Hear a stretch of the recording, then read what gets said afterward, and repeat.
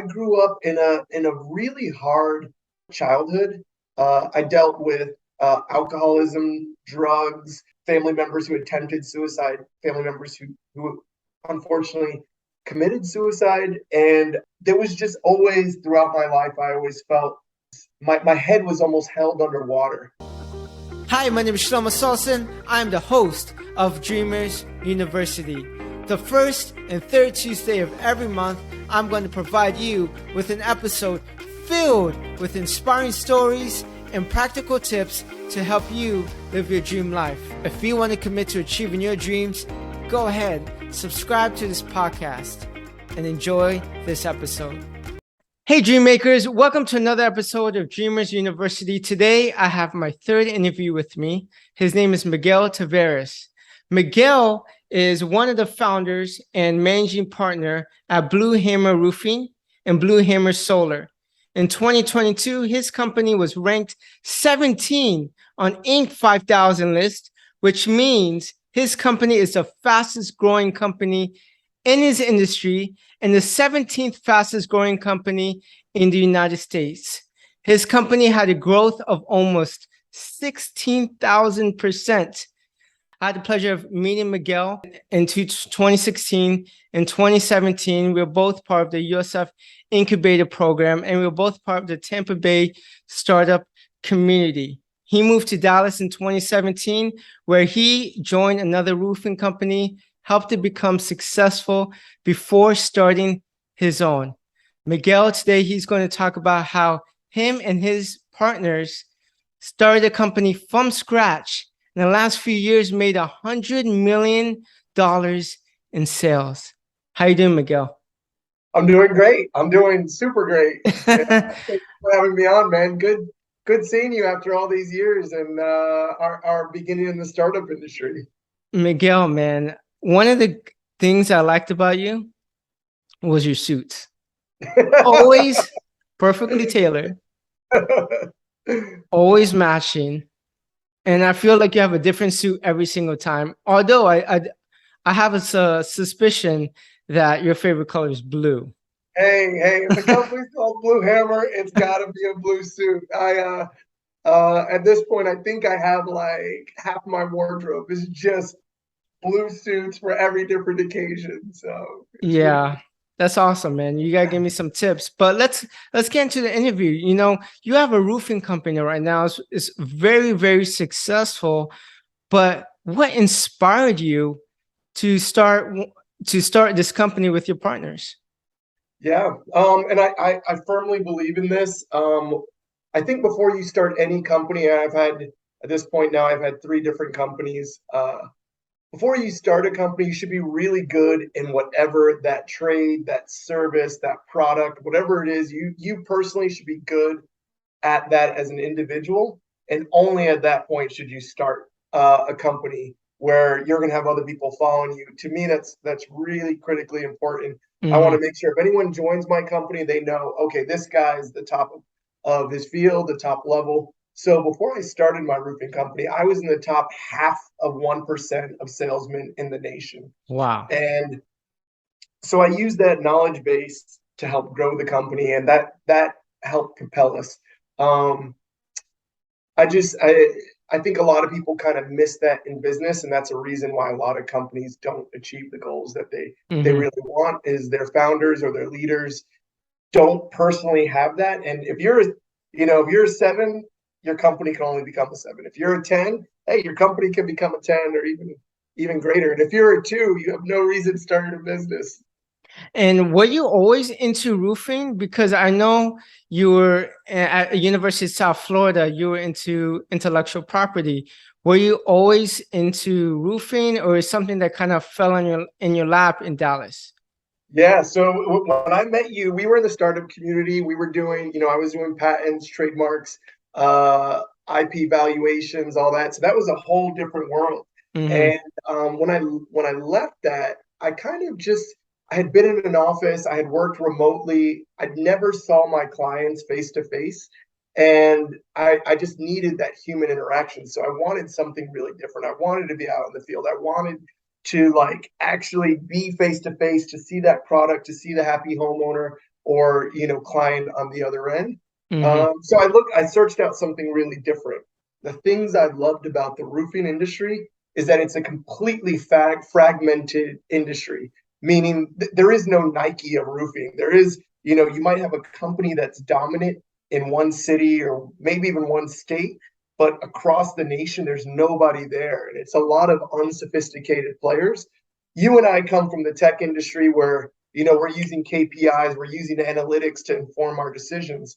And I felt that doing a company that put those things into practice would really separate us from a lot of these mom and pop shops out there. A lot of people, and there's nothing wrong with it, but third generation roofers who weren't really, they're still writing invoices on napkins. I thought, hey, using our technology, using, DocuSign at the time that we first started doing it was almost unheard of. No one in the industry Hmm. was doing that. Now more and more players are doing it, but we're really introducing a lot of technology into what we're doing, and I feel like that's helping propel us.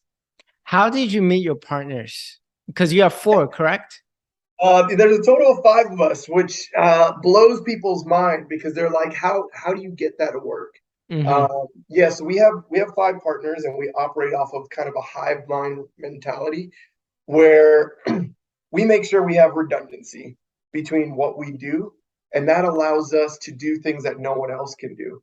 Right now, one of my partners is in Florida. He's helping with the hurricane. I have another partner who's doing solar. I have another partner who's doing recruiting, another partner who's doing our back end and technical support.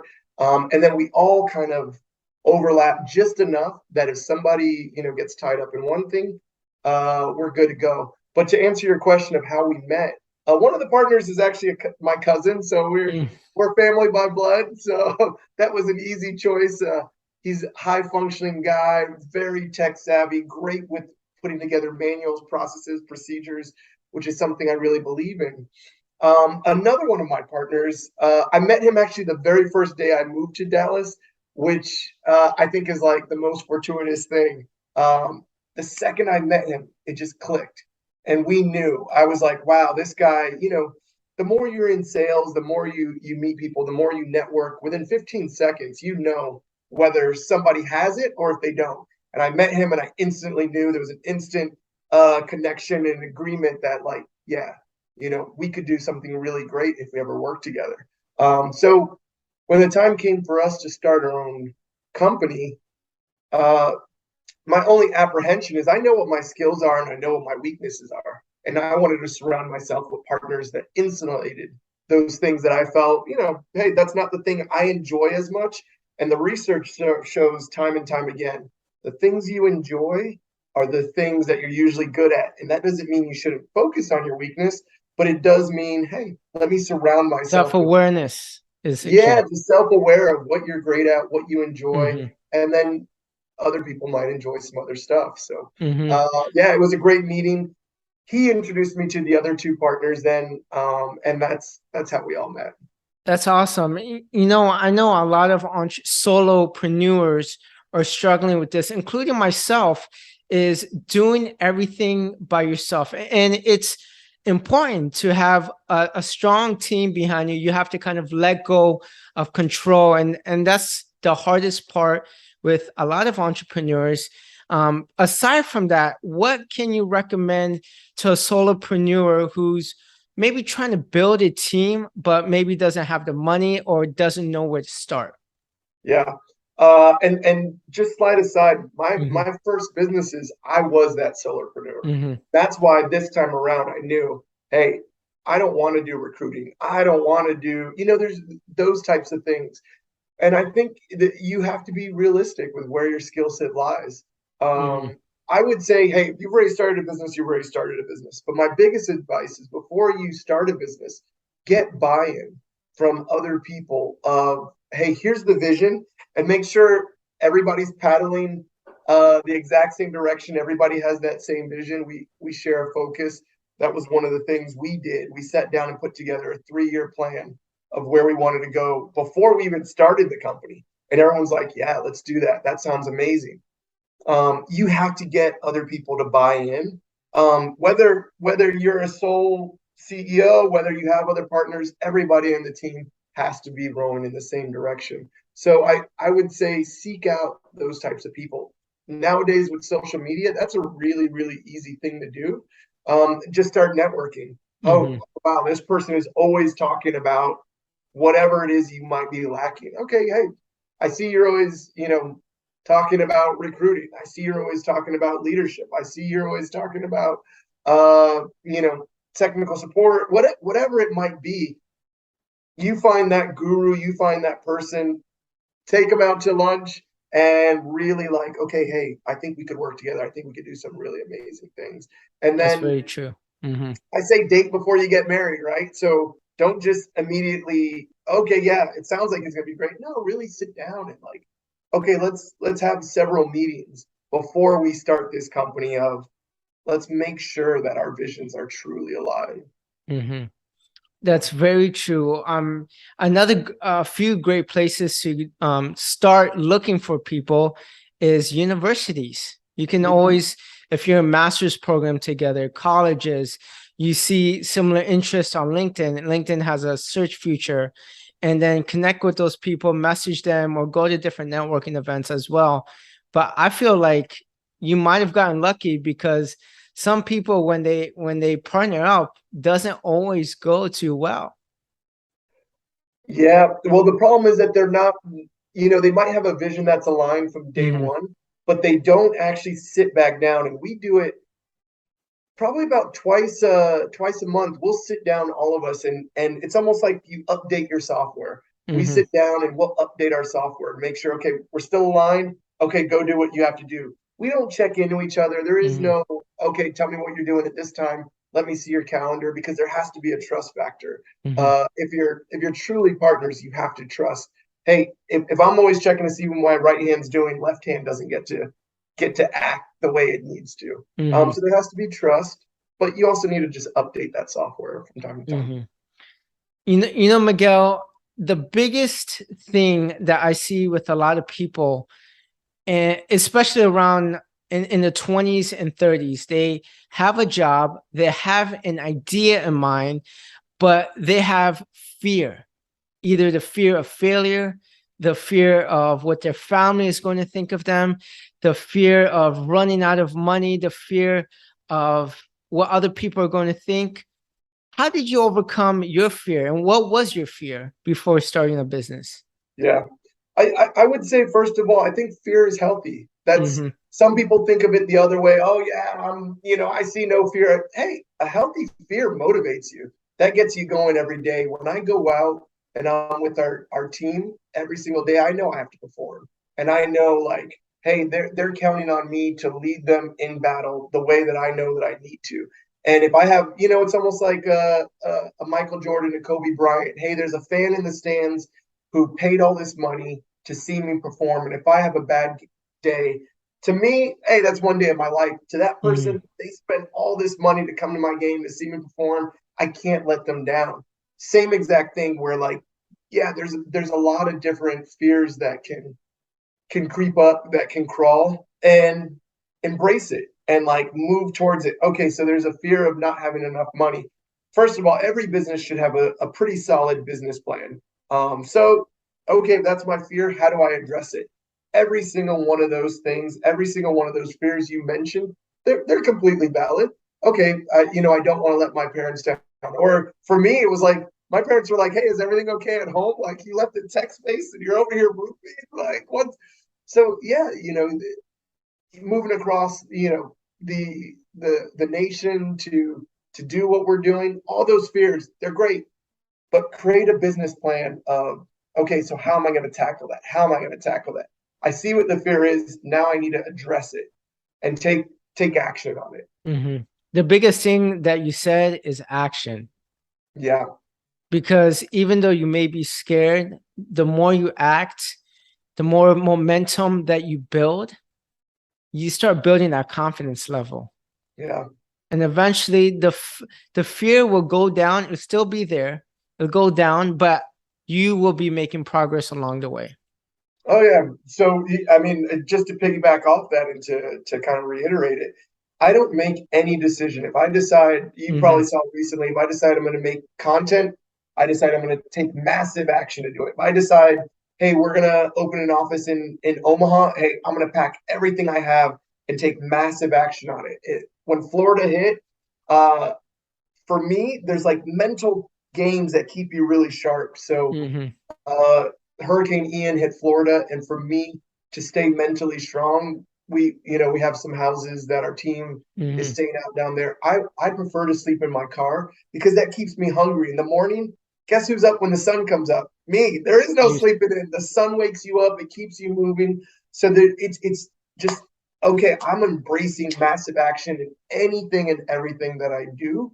And I encourage my guys, same thing. If you start in my company, one of the things that I really hit home is like, do not slip out of the gates. The guys who like for whatever reason can't hit that top gear, they never recover. mm-hmm. Um, there's just something weird that happens, and the guys who come out and they take massive action and they really like first week. Same thing I said about that 15-second rule. First week I know okay, this is going to be an A guy, this is going to be a B guy, this is going to be a C guy. There's almost no changing that because the mindset you take when you start something, when you're most in love with it, when you're like, I'm so excited about it. If you're not taking massive action then, you're definitely not going to take it later.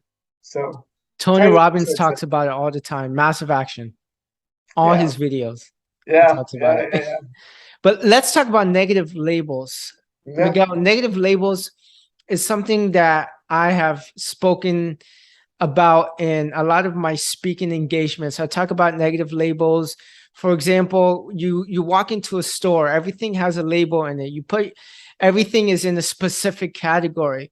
We can do that with ourselves too. A negative label that I had as a kid was how I spoke, that I wasn't a good speaker because I don't know if you noticed, but I went to speech therapy for 7 years. I was bullied for how I spoke for 15 years. And in my head, in any podcast episode I'm doing or any speaking engagement, sometimes it does creep up the negative label saying I'm not a good speaker. And that's a category that I put myself in. Eventually, I had to overcome when I'm in sales, when I'm in business, when I'm doing my speaking engagements. But what are some of your negative labels that you had to overcome as an entrepreneur? Yeah. First of all, I have to like anyone watching this has to be like in awe of the fact that Mhm. like you took what some people thought was a weakness and now all of a sudden you're over here doing podcasts. Mhm. You've turned it into your strongest strength. Like those are the types of things I love. I love when people like really embrace, okay, that's the thing you think I'm weak at. Oh, let me show you, let me really like show the world on what I'm doing. So I can't Appreciate say it. enough about that. That's amazing. I know you had brought this up years ago, and then when you started your podcast and when you started writing your book and you started, I think that you know that in and of itself is just amazing what you've Mhm. done with it. To Appreciate answer it. your question about me, hey, a lot of the same things that you said. I grew up in a really hard childhood.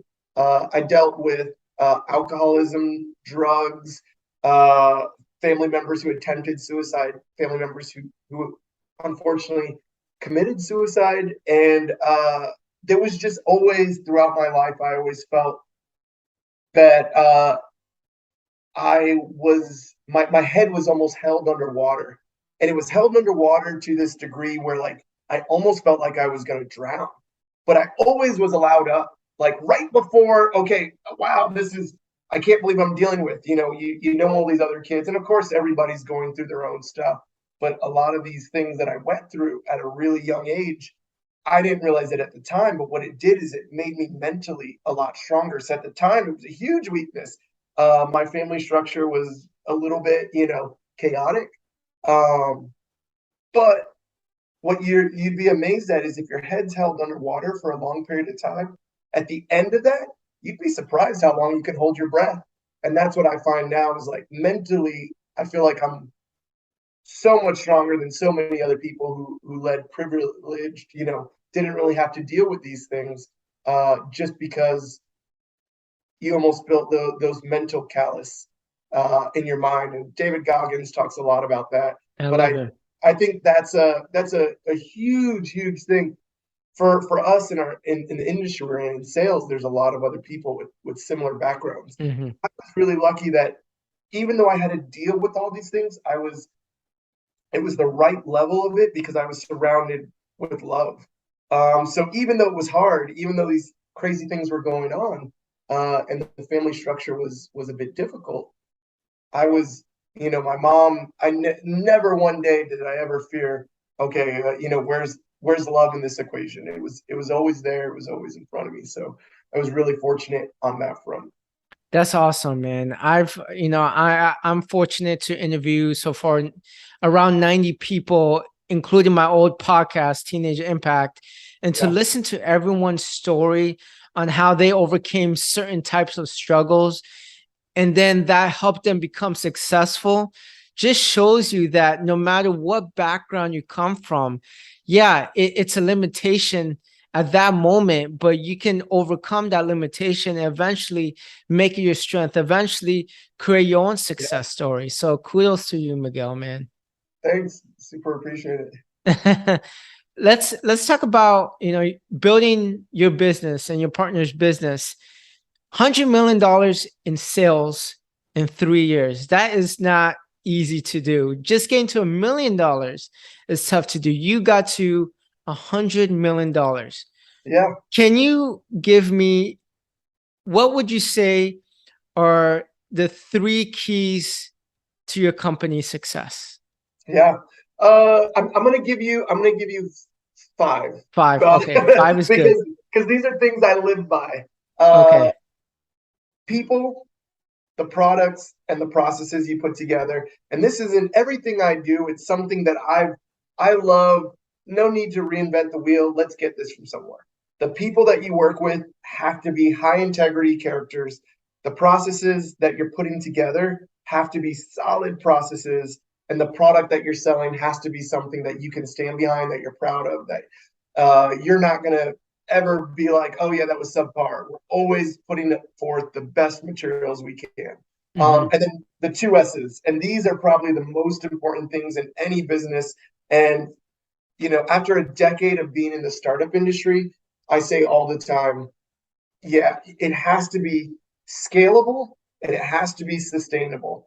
Uh, I saw this, I can't even tell you, probably 75% of companies have systems in place that are not scalable. So it works really well when they have, 2 employees, 5 employees, maybe 10 employees.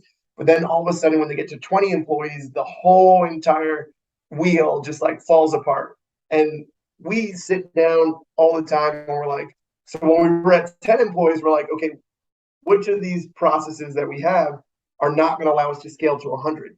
And then as we started getting closer to 100, it was like, okay, which of these processes, which of these systems that we have are going to hold us back, are going to be bottlenecks that won't allow us to get to 1,000?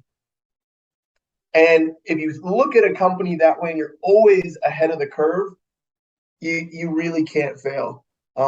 Three S's, sorry, Three P's, three P's, two two S's. S's, three P's. You can't go wrong. Now, is your system or the processes and the people, is that something you can change along the way, or do you kind of live by that roadmap since the very beginning? Yeah. So the very beginning is really me and my partner sat in this very room, and it was almost like electing the Pope. Hmm. Hours and hours. We hadn't even started a company. We're sitting for hours, just really, really game planning. So I think you have to always make sure your foundation is solid.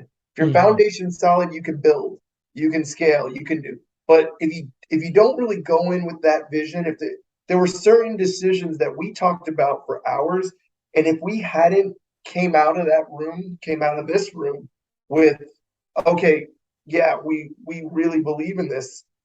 I think it could have been a lot of trouble. Can you change? Absolutely. But imagine when you have 5 people and you change your systems or you change your billing practice.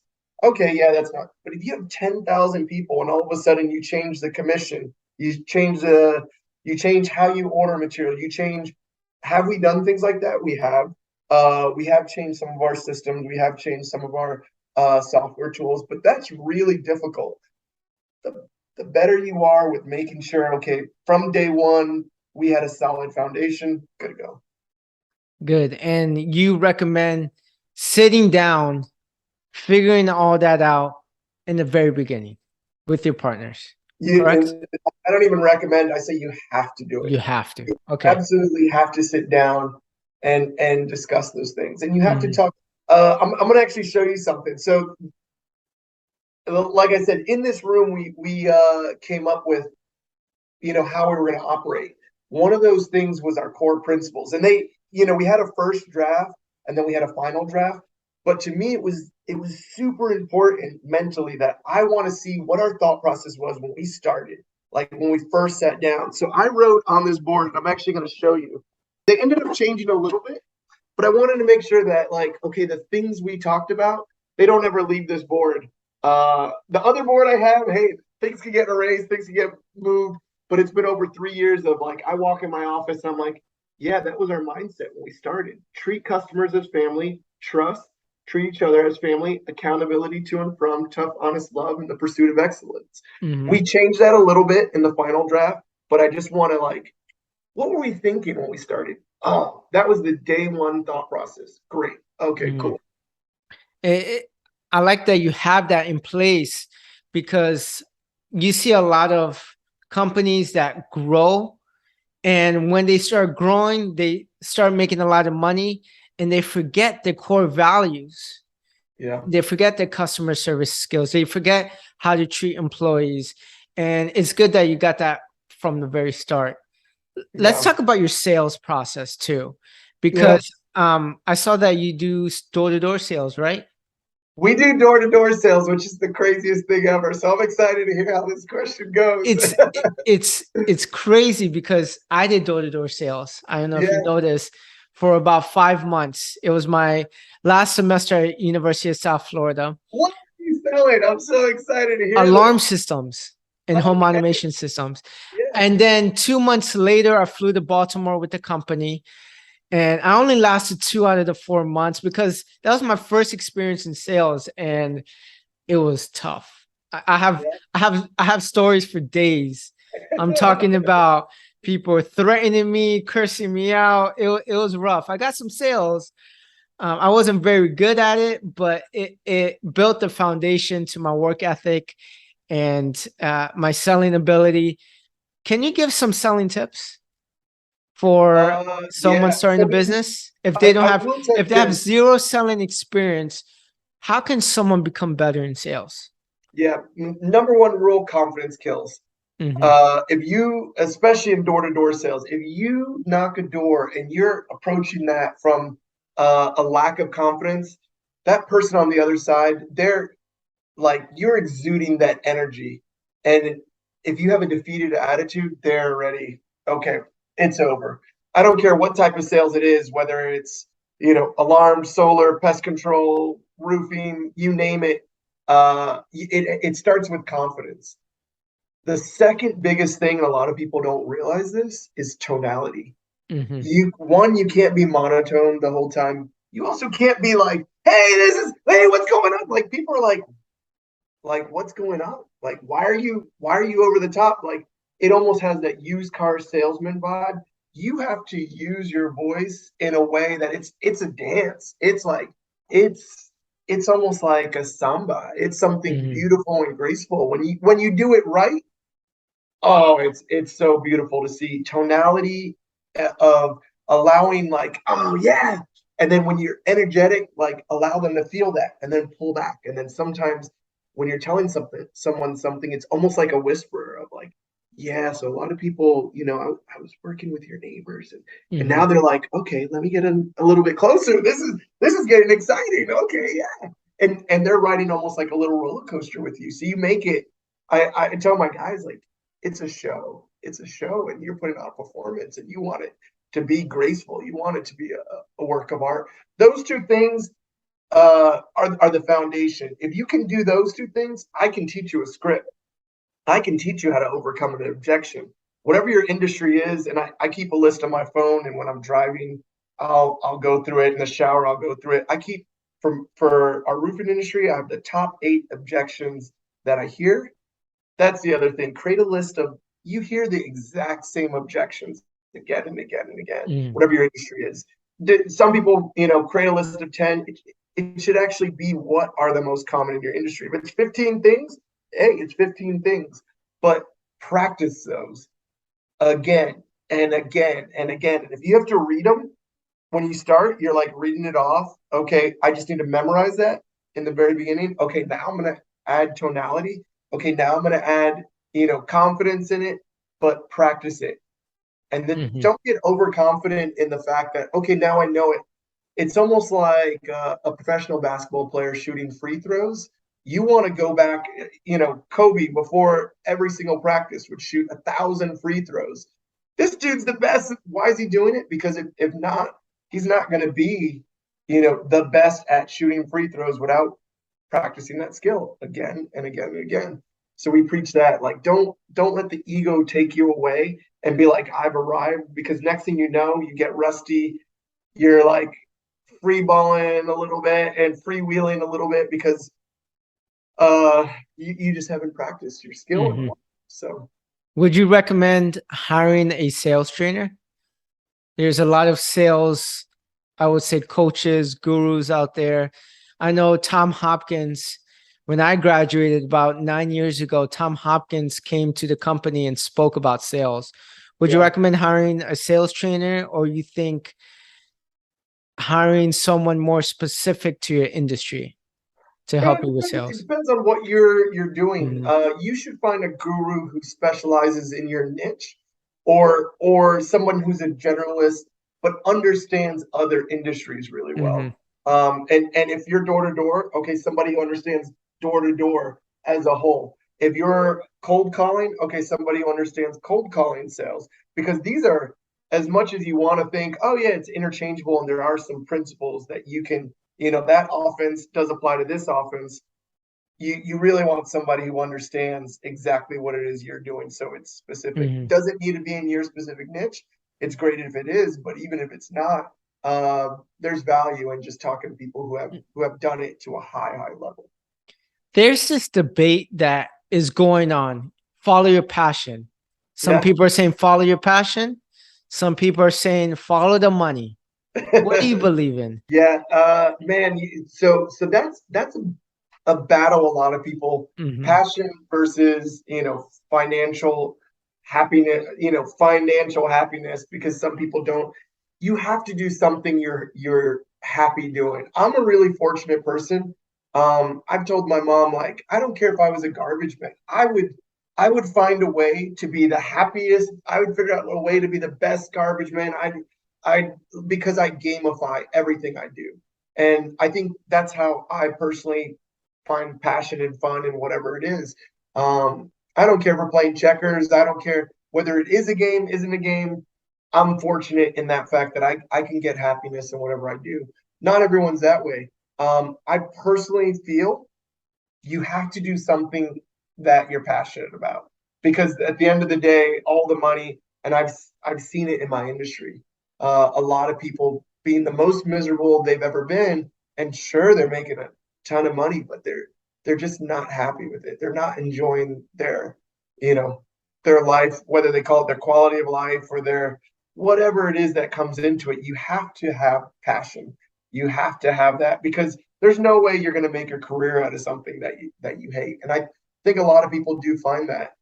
I know in my previous endeavor, maybe it was boredom, maybe it was, I needed a new chase. I had lost the passion for it, and I was ready for something else. I didn't know what it was, but I just knew I needed that.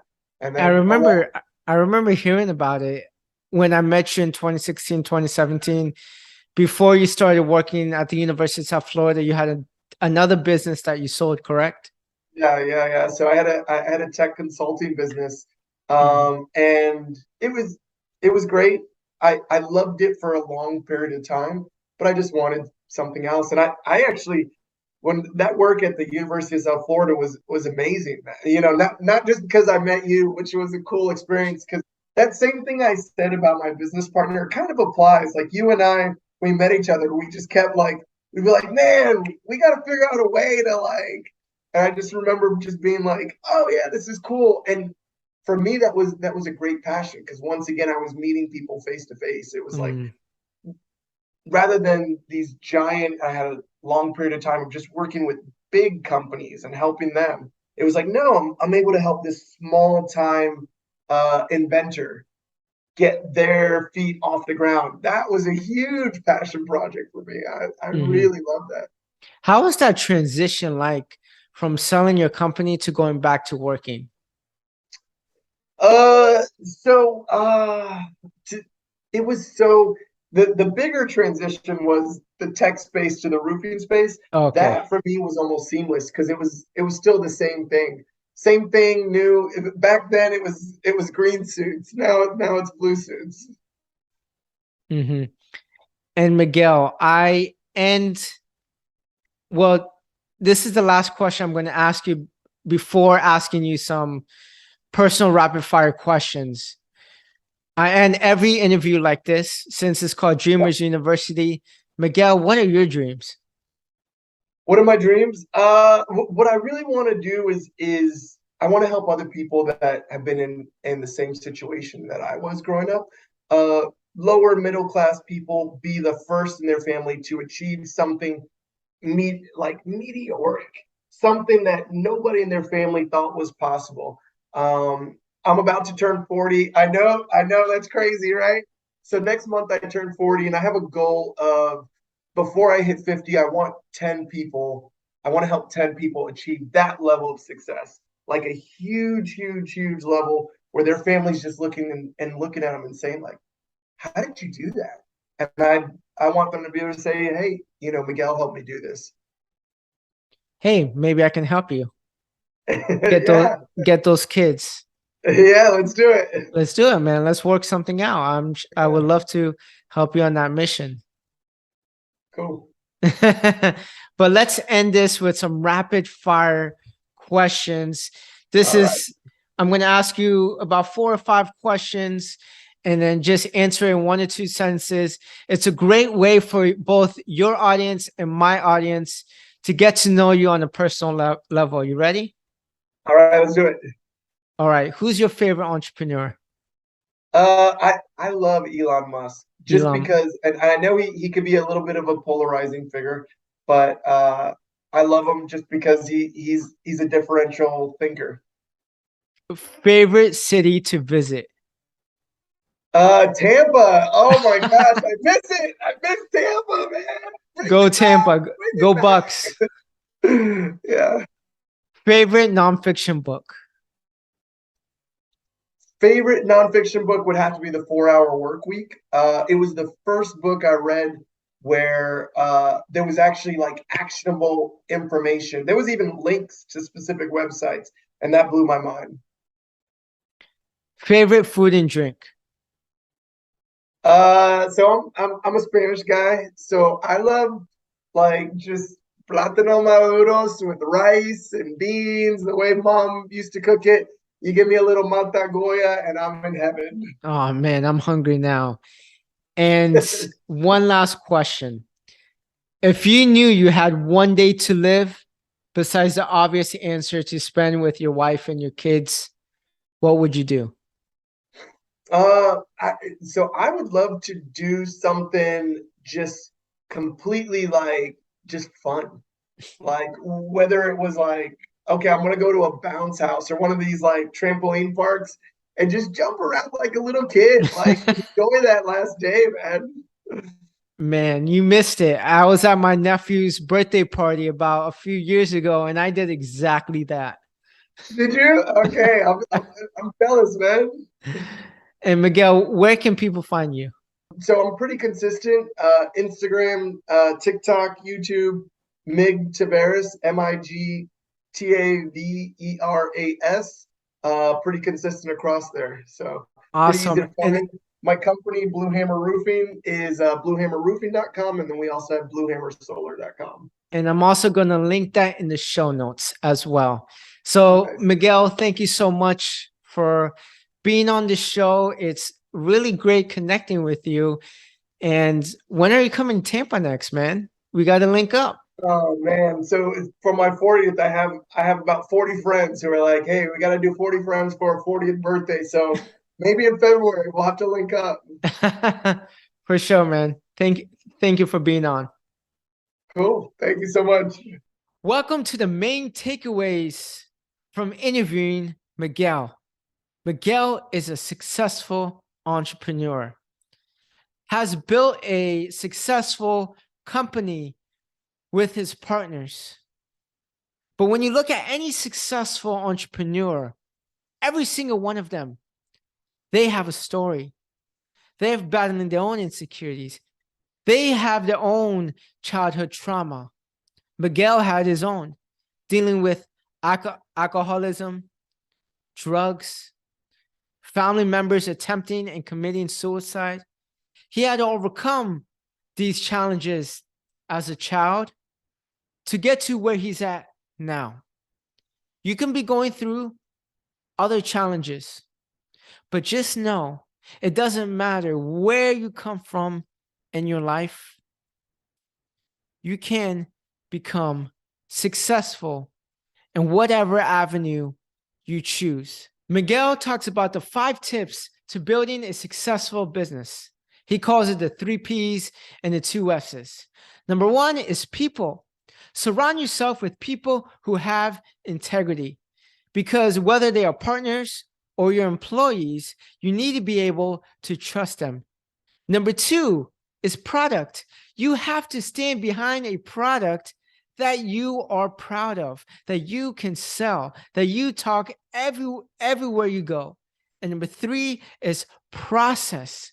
What type of processes do you have in place? Which leads to the 2 S's that can scale. Number 1, that can scale. Can your processes and can your business model scale to $100 million company? And number 2, the second S is sustainable. Is your business model sustainable? Are your processes sustainable to last 5 years, 10 years, 20 years in the long run?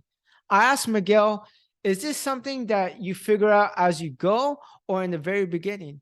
And he says that him and his 4 partners figured this out. They sat down for days, for weeks, and they figured this out in the very beginning. Because when you figure this stuff out, you build a solid foundation for your business to succeed. Thank you for listening to another episode of Dreamers University. Just a reminder to subscribe if you're on YouTube and Apple Podcasts. I need your help to reach as many people and impact as many people as possible. So I want to hack the system. Go ahead, like and comment if you're on YouTube, rate and review if you're on Apple Podcasts.